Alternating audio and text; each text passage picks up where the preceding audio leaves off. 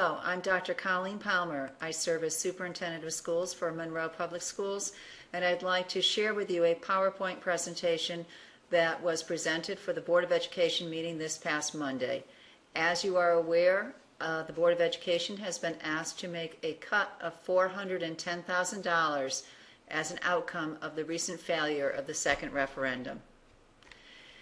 If we think about the goals of the budget, and this is a slide that I used in December when I first presented the budget, the goals have always been to make sure that we have a very robust, diverse learning environment for all of our students, pre-K through 12, but also being very respectful of the difficult economic climate in which we find ourselves.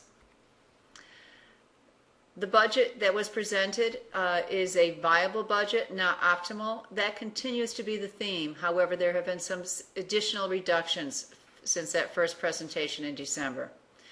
The goals have been to maintain the core academic program, but there have been further reductions in unified arts and other extensions of learning experiences. Again, everything that we do at one part of our system has a ripple impact, and it impacts the entire system pre-K through 12. So returning to our current issue at hand, $410,000 reduction. The mitigation strategy is presented to the board for its consideration. 5 areas. One is a major reorganization of the entire transportation system for the district, including how we transport magnet students. We spend over $4 million on transportation, and this is an indirect area of expenditure as it relates to the classroom. So trying to make savings there. Also, in terms of impacting staff, another reduction in terms of FTEs. There'll be 4 teacher positions reduced, as well as 1.0 data and assessment manager at central office. Third mitigation strategy. In the past, Monroe Public Schools has worked collaboratively with the town to purchase technology. The town has bonded $1.5 million on behalf of the district. The district has been paying this back over time. There are 2 more years due on the bond payment, and the town, in discussions with the Board of Education, may reconfigure those payments over the next 2 years to allow a little bit more latitude this year to the Board of Education. Also, the use of stimulus funds. You've probably heard a lot about the ERA funds, the stimulus funds, which have come into every state, and some of those funds have been earmarked for education. How might we use those? In a very small way, but trying to be creative and think out of the box, differentiated teacher schedules. At the same time, there have been some unanticipated costs that the district has had to mitigate since the budget was presented in early December. That was almost 6 months ago at this point in time. We've had several other additional retirements, and we are very grateful that those retirements will allow us not to lay off some non-tenured positions, but there is a cost to those additional retirements that have not been built into our budget. There is also a pending labor issue. The district is going to arbitration regarding premium co-share on our health insurance, concerns that the amounts charged were not appropriate. We've been advised in that area by the attorney for the Board of Education to make sure there are funds allocated for that work. And thirdly, while we had anticipated we had $270,000 in the oil credit, in terms of liquidating that oil right now, the fluctuation in world market, we've been able to liquidate that, we expect, at $230,000. So a differential of $40,000.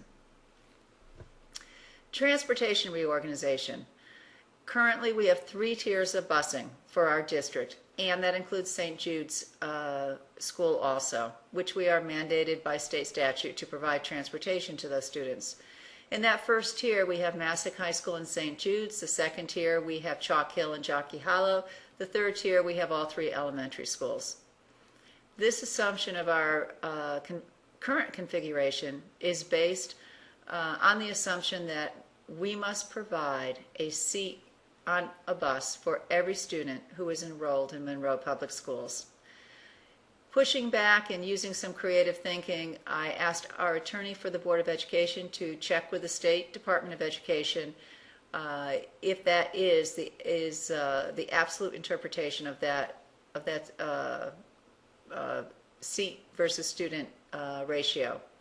And what we've heard back is that the district may opt to put buses online that take care of the capacity created by students who show up at the bus stop.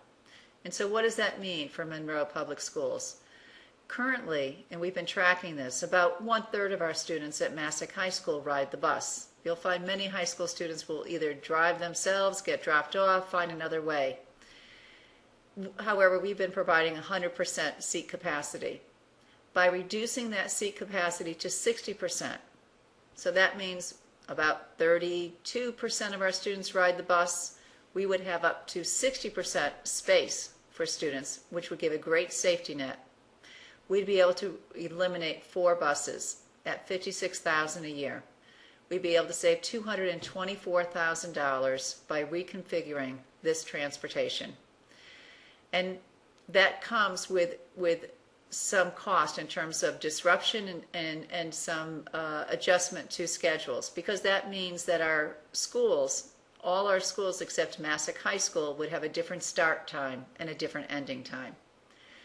Putting the schools together in a tier to minimize the number of buses means on our first tier next fall in this proposal, Massac High School and Jockey Hollow students would be bused. The second tier would be St. Jude's, Monroe Elementary, and Chalk Hill. And those times would all be altered. And this would be a significant change for St. Jude's School in that we're looking at that school starting an hour later. The third tier would be our 2 larger elementary schools, Fawn Hollow and Stepney, and their ending times would be a little bit later than they are now. And all of this information is also online so that you could see the exact times regarding these bus routes on the superintendent's budget area. So you may refer to those at that place on our website. Another area of savings is we have 29 students that we transport to 6-to-6 magnet school. And we've been doing that using 2 vans in door-to-door service, which has been a wonderful service, but it's at a point we can't afford to maintain that level of service. The district has made a commitment to continue transportation, and we do receive $1,300 back from the state of Connecticut for each student we transport. But rather than those 2 vans going door to door, we are going to have 1 bus stop, or possibly 2 at 2 different schools, but the bus will start at one school, go to another, and parents of those 29 students are going to be asked to please bring their students to the bus stop at those schools, and in the afternoon upon returning to pick up their students.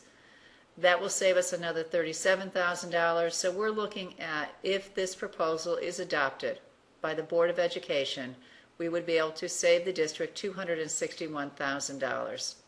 Significant savings, which again is not a perfect solution, but does afford us an opportunity to save classroom teachers.